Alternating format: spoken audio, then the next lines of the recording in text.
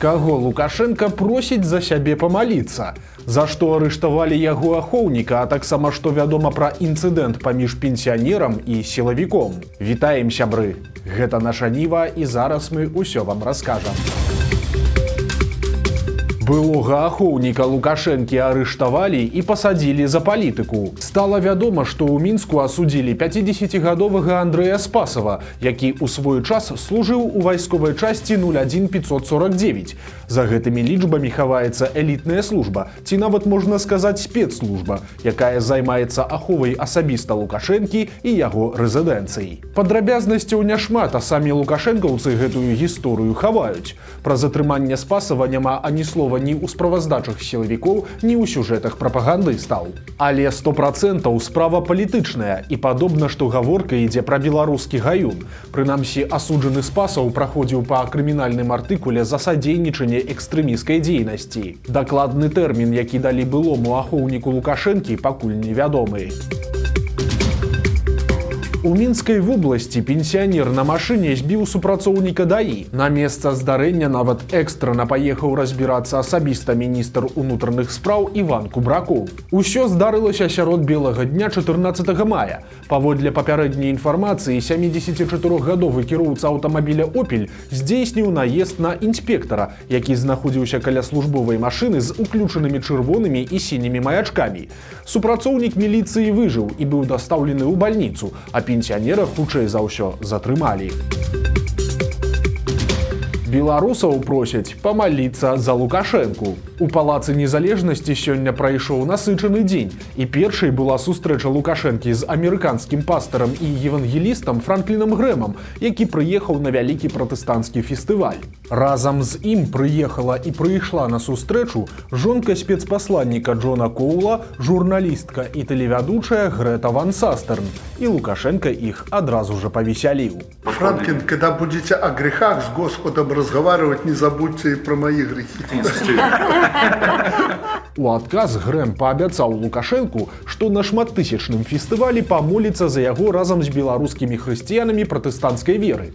Маўляў, у рэлігіі прынята ўзносіць малітвы і за лідараў краін. Далей цытата. «Таму заўтра я папрашу усіх прысутных устаць і ўзнесці малітву за вас як лідара». Канец цытаты. Такая прапанова Лукашэнку, канешне ж, вельмі і вельмі спадабалася. Франклин, это будет правильно, а то вы все за Дональда молитесь и молитесь, а про меня не упоминаете.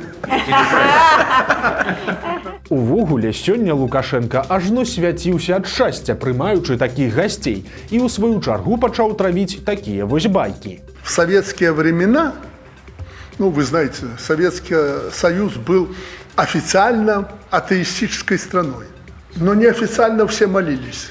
И когда я был секретарем парткома, в сельском хозяйстве работал, половину моего хозяйства это были протестанты. Я был обязан, вынужден был по заданию партии сотрудничать и с протестантским движением. Далей гэтыя аповеды Лукашэнкі працягнуліся чарговымі згадкамі пра тое, што ён, на хвіліначку, гісторык. Еще как историк, мне очень интересно было, чем же протестанты отличаются от православных, католиков. И я бывал у них дома.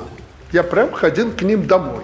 Я вам должен сказать, Франклин, добрейшие люди, трудяги неимоверные. А когда я уже работал директором, то у меня в хозяйстве была половина католиков, половина православных и какая-то часть протестантского вероисповедания. Вот поэтому в своей молодости я очень часто сталкивался з такімі людзьмі. Але ж тут варта нагадаць пра яго сапраўднае стаўленне. Калі ў 2020 годзе мінская пратэстанцкая царква «Новае жыццё» выступіла супраць гвалту сілавікоў, то помста ўладаў была хуткай і рэзкай.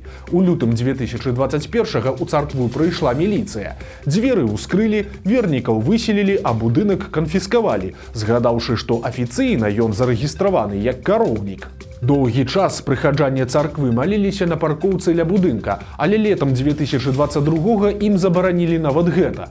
Улетку 2023 будынак царквы быў знесены бульдозерамі, а ў кастрычніку мінскі гарадскі суд вынес пастанову аб афіцыйнай ліквідацыі царквы «Новае жыццё». Пра гэта Лукашенко, вядома ж, маўчыць і разліваецца салаўём пра сваю любоў да пратэстантаў. Пасля амерыканцаў да Лукашэнкі завітаў прэзідэнт Зімбабве Эмерсон Мнангагва, які прыехаў у Беларусь з кароткім працоўным візітам. З ім гаварылі пра сумесныя праекты на афрыканскім кантыненце, галоўным з якіх для Лукашэнкі з'яўляецца будаўніцтва порта на паўднёвым усходзе Афрыкі.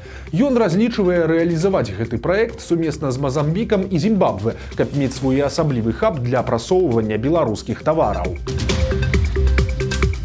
Сталі вядомыя страшныя навіны. Колькасць загінулых у выніку расійскага удару па Кіеве павялічылася да 24 чалавек, з іх 3 дзяцей. Яшчэ 47 чалавек пацярпелі, а 30 чалавек ратавальнікам удалося дастаць з-пад завалаў. Нагадаем, што маштабны удар па ўкраінскай сталіцы быў нанесены ў ноч на чацвер. Падчас яго ў шматпавярховы жылы дом у Дарніцкім раёне трапіла крылатая ракета класа паветра-зямля, і адзін з пад'ездаў дома цалкам абрынуўся.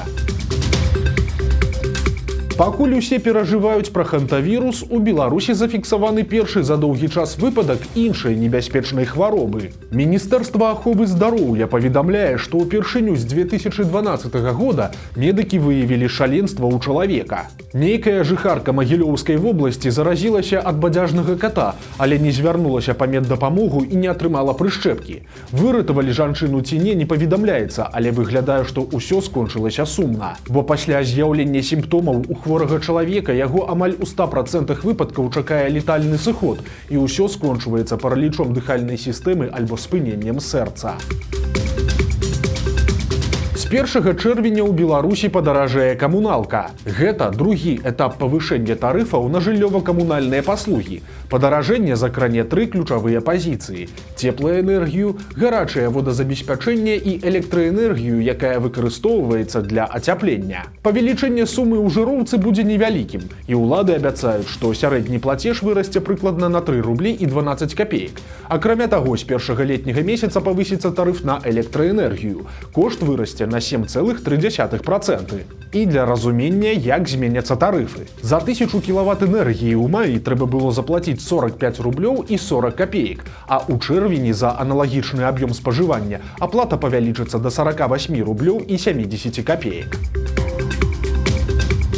З'явілася інфармацыя пра вызваленне Сергея Сандалюка, які раней быў адным з галоўных турэмшчыкаў Беларусі. Ён і яго жонка Анжэла адсядзелі ў калоніі за ўдзел у пратэстах 2020 года. Мужу цяпер 55 гадоў, а жонцы 52. У 2013 годзе Сандалюк стаў намеснікам начальніка дэпартамента выканання пакаранняў і адказваў за ідэалагічную работу і кадравае забеспячэнне. У канцы 2018 года ў выніку незразумелага скандалу Сандалюк пайшоў у адстаўку і пасля зарабляў на жыццё як іпэшнік з дачай жылля ў арэнду. Але ў маі 2024 года і мужа і жонку Сандалюкоў нечакана арыштавалі за ўдзел у пратэстах. У лютым 25-го іх асудзілі канчаткова і далі па 2 гады калоніі. Мужа адправілі сядзець у калонію ў Віцебску, а жонку ў Гомель. Лукашэнкаўцы іх не пашкадавалі. Хоць праваабаронцы і прызналі Сандалюкоў палітвязнямі, але яны не трапілі ні ў адну хвалю памілаванняў і цалкам адбылі свае тэрміны. Таксама стала вядома, што на волю выйшаў былы супрацоўнік прапагандысцкага інфармагенцтва Белта, якога пасадзілі за злівы інфармацыі. Працяглы час Сергей Адзярыха працаваў намеснікам па ідэалогіі ў Белта і быў арыштаваны ў кастрычніку 2021 года. Паводле сілавікоў ён перадаваў інсайдерскую інфармацыю пра графік паездак Лукашэнкі былому чыноўніку Анатолію Котаву, які публікаваў яе ў папулярным тады тэлеграм-канале «Нік і Майк». Прычым за тыя злівы інфармацыі яму нічога не плацілі. У выніку Адзярыху прысудзілі 5 гадоў калоніі за перавышэнне ўлады, і ён таксама быў прызнаны палітвязням. Тэрмін павінен быў скончыцца прыкладна ў ліпені 2026-го, але стала вядома, што былы медыа-менеджер ужо знаходзіцца на свабодзе. Паколькі артыкул, па якім судзілі Адзярыху, быў карупцыйным, а не экстрэміскім, то тэарэтычна ў дачыненні да яго магла быць прымененая амністыя. Вядома, што пасля вызвалення Адзярыха пайшоў працаваць у таксі. У Мінску затрымалі 25-гадовага мужчыну, якога падазраюць у стварэнні фінансавай піраміды і махлярстве на 750 тысяч даляраў. Бралі яго пры ўдзеле супрацоўнікаў Губазік і байцоў карпянкоўскага атрада спецназу «Рысь». Па версіі сілавікоў, на працягу 2 гадоў падазраваны браў у жыхароў Беларусі, Расіі і Грузіі буйныя сумы нібыта для ўкладанняў у бізнес па продажы папулярнай тэхнікі. Ён абяцаў вярнуць грошы з працэнтамі, аднак абавязальніцтвы не выконваў. І такім чынам мужчына завалодаў сродкамі пацярпелых на агульную суму каля 750 тысяч даляраў. Грошы ён выдаткоўваў на раскошны лад жыцця, пластычныя аперацыі жонцы і дарагія падарожжы. Цяпер жа беларускі следчы камітэт распачаў крымінальную справу аб махлярстве ў асабліва буйным памеры. Падазраванаму пагражае да 12 гадоў пазбаўлення волі. Таксама адметна, што сілавікі называюць мужчыну замежнікам, але ж краіну яго паходжання не афішуюць. Як правіла, такое какетства міліцэйскай прэс-службы азначае, што затрыманы мае расійскае грамадзянства. У Беларусь прывязуць кітайскіх блогераў, а ў Кітай беларускія трактары. Днямі Лукашенко падпісаў важную дырэктыву, назва якой гучыць даволі незвычайна, аб практычным напаўненні ўсепагоднага і ўсебаковага стратэгічнага партнёрства Беларусі і Кітая. Гэты дакумент паказвае планы Лукашэнкі па супрацоўніцтве са сваім старэйшым братам нумар 2. Так, напрыклад, чакаецца, што экспарт нашых тавараў у КНР дасягне лічбы ў 4 мільярды даляраў, а ў Беларусь змогуць прыцягнуць 500 мільёнаў даляраў кітайскіх інвестыцый. У тым жа дакуменце Лукашенко загадвае сфарміраваць рэзерв кадраў з ліку выпускнікоў універсітэтаў з высокім узроўнем ведання кітайскай мовы, адпаведнай спецыялізацыяй і аналітычнымі здольнасцямі для працы ў дзяржаўных органаў і арганізацыях на кітайскім напрамку, а таксама распрацаваць план іх працаўладкавання на 2027-2030 гады. Акрамя таго, пры пасольстве ў Пекіне павінен з'явіцца афіцыйны прадстаўнік беларускага дзяржкамваенпрама.